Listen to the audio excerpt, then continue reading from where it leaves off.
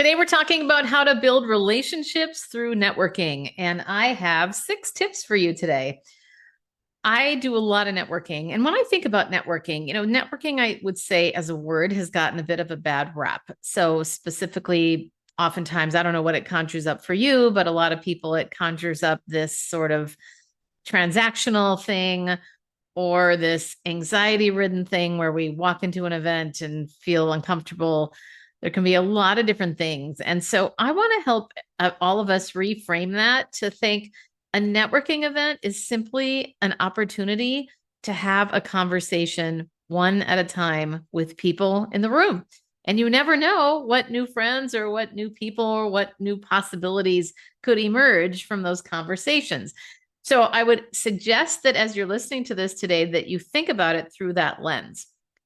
I have received quite a few compliments, which has been wonderful, about how I build relationships through networking. So I thought, okay, let's do an episode on this.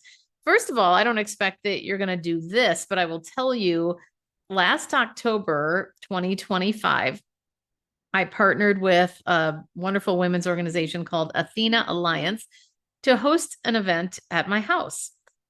And that just set something in me, this fire in me to keep doing it because the women loved it. And then I did another one, and then I did another one, and they keep selling out. At 20 people is where we cap it. And what I do with those is get together everybody, we focus on, and I'm not suggesting that you do this, but I just want to tell you a little bit of context, and then I'll talk to you about what my strategy is, although I never thought about it as a strategy, but it's simply the way that I build relationships. So I'll tell you about that in a minute. But first, one of the things that people have given me so much good feedback on around the events at my house is this feeling of not just a feeling, well, the feeling goes along with it, but the design of these events is that people will get to know each other as people. So we get in a circle and everybody shares what they're grateful for or a win. It's very simple. Just say your name and what's a win or what you're grateful for. We don't even talk about what we do in that context.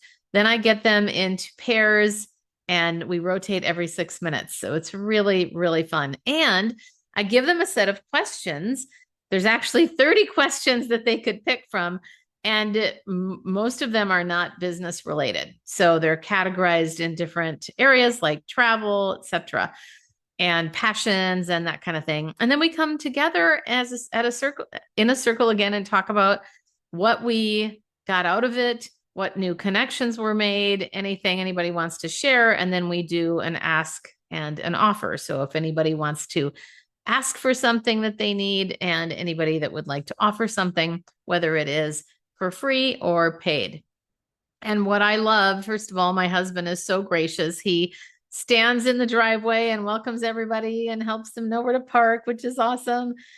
And the feeling that people get is what makes me so full of joy, because people feel seen, cared for, welcomed, and included. And that is very much in line with how I grew up. I always remember a very specific time. My mom used to host things at the house all the time, but what I specifically remember is when I went to an event with her at her church growing up. And as soon as we walked in the door, I was so focused on just my name tag and all of that. And she had already scanned the room and told me, okay, we're going to go sit at that table because I can see there are 3 ladies talking with each other, and there's one that's on the outskirts and isn't in the conversation. So we're going to go over there and talk to her. So it has been ingrained in me for a long time. And I am so grateful to my mom for that. She is no longer with us, but her spirit certainly is. So let's talk about these 6 tips. The first one, and a lot of these might seem like common sense, but it's amazing how few people follow these things. Number 1, show interest in others first, specifically by asking questions. Ask simple questions. Tell me where you're from. It could start with that. That's always an easy one. What is something what's a highlight of your day? That's one that I always ask people. I shouldn't say always, most of the time. This is a question I like to ask people also right before a connection call. So I meet somebody at an event or I meet them on LinkedIn, And then we have a call, and I will often say, instead of how are you, which is usually a pretty generic question, I will ask, what's the highlight of your day? Or what's the highlight of your week? And it is so fun to see what comes out of those. Another question that I love is, what is something you're looking forward to this summer, or whatever the thing is coming up? Maybe it's this month or this week.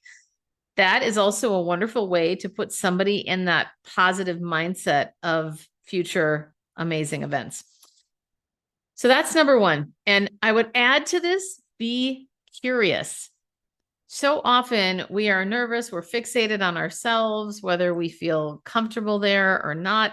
And if you can just focus on giving the other person a great experience, that can make your experience so much better.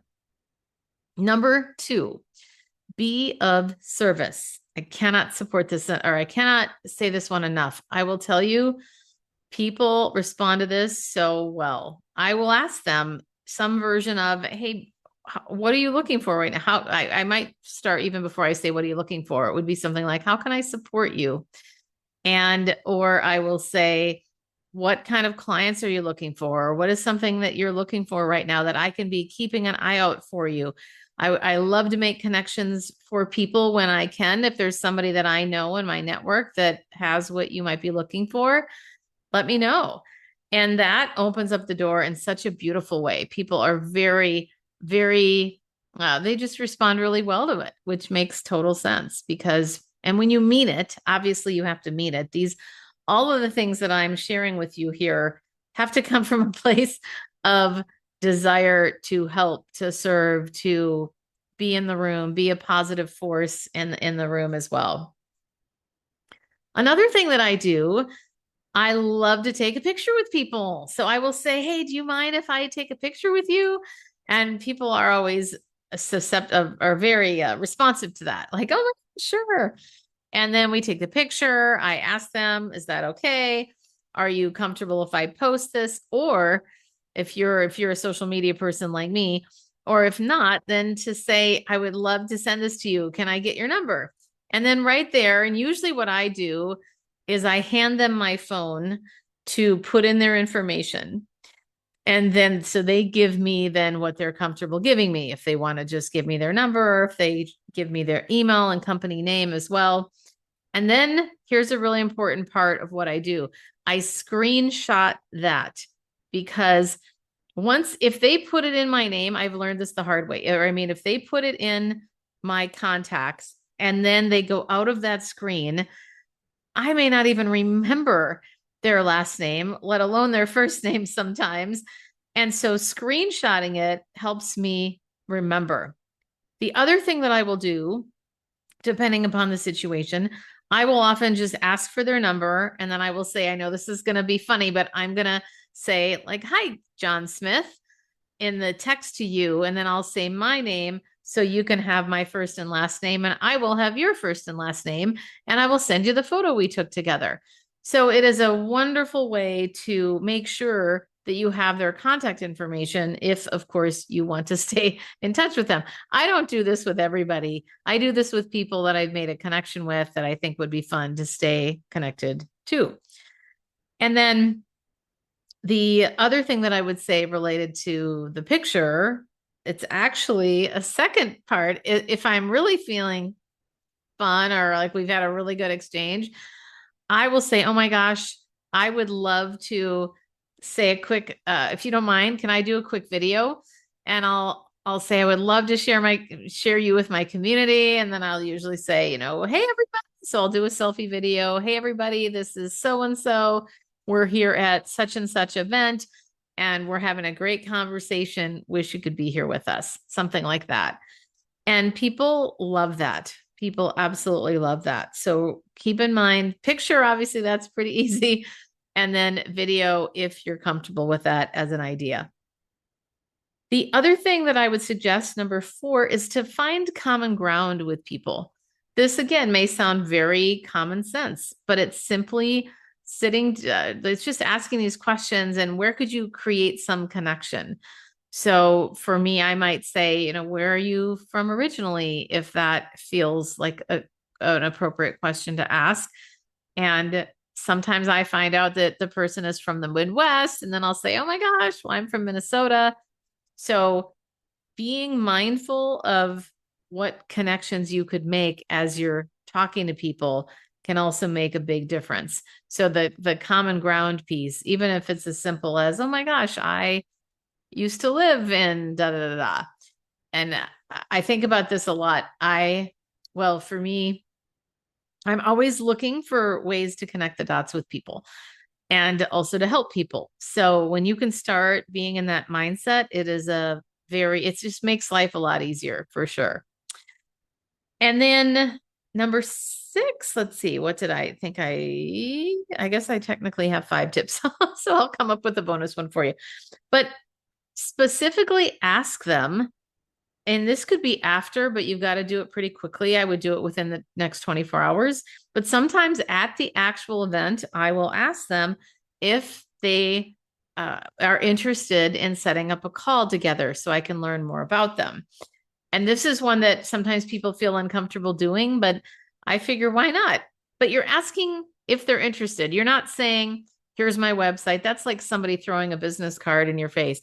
Instead of just sending a website, I would say, are you interested in having a call together?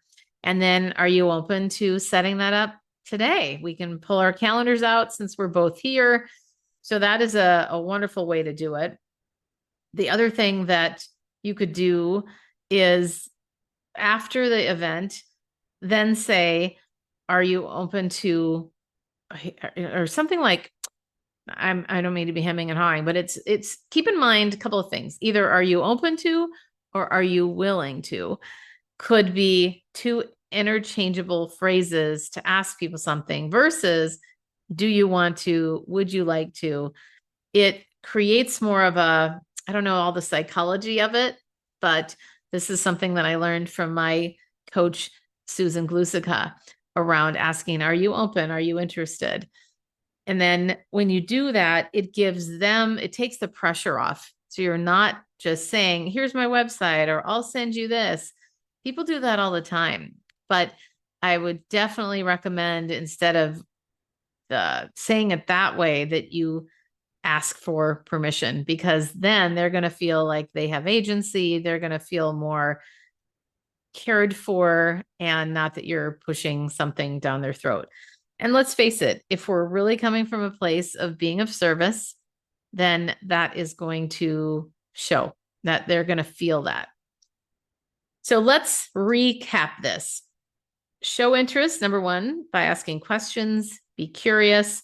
And then number 2, be of service, saying things like, how can I support you?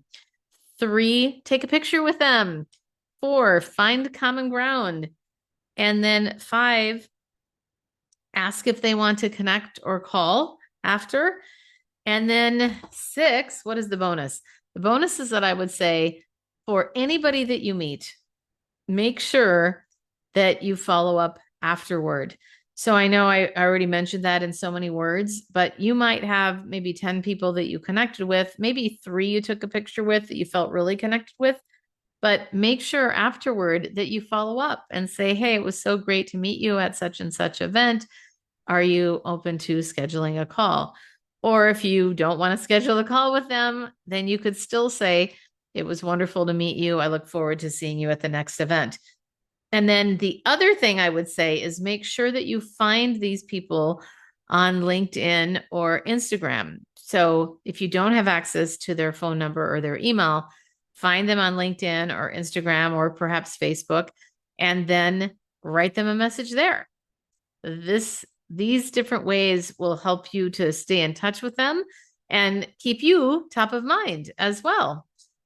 And then, the other cool thing is when you offer support for others, they will usually ask for how they could support you. And I think that's a wonderful thing of just employing the law of reciprocity that we have in the world. And it is something that we all feel. So, and it's in all cultures. That comes from Robert Cialdini, who wrote not the 7 habits.